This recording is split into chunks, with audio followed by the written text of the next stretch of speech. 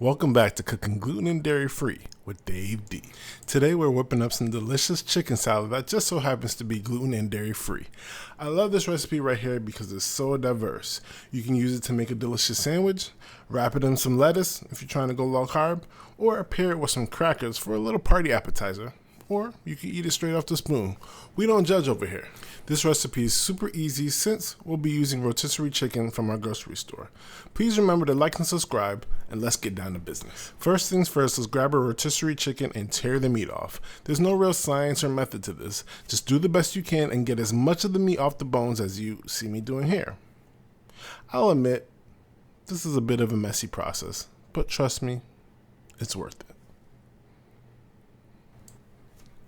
Once you have all the meat off the bones, get rid of the bones and put the meat on a cutting board. Now, use the sharpest knife you have to shred or chop the chicken. I usually go over in opposite directions, like you see me doing here. Keep going until it's nice and chopped. When the chicken looks about like this, we can move on to work on our veggies. First things first, let's finally chop some celery. Next, let's finally dice some red onion. And just like that, we can start whipping up some deliciousness. So, to a large bowl, add some mayonnaise.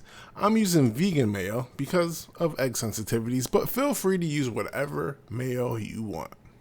Next, we're going to add some Dijon mustard. Next, let's go ahead and add some dried parsley, Cajun powder, garlic powder, onion powder,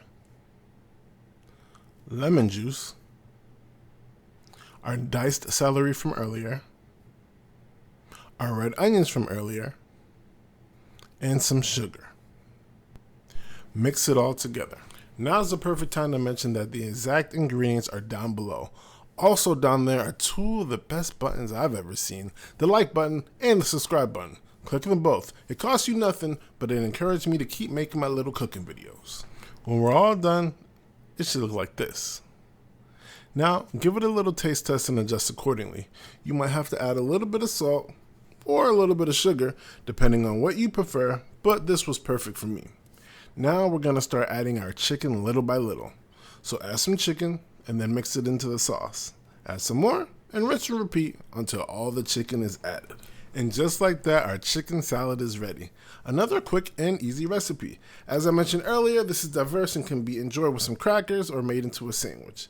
Give this recipe a try and let me know what you think down in the comment section. Also, like and subscribe.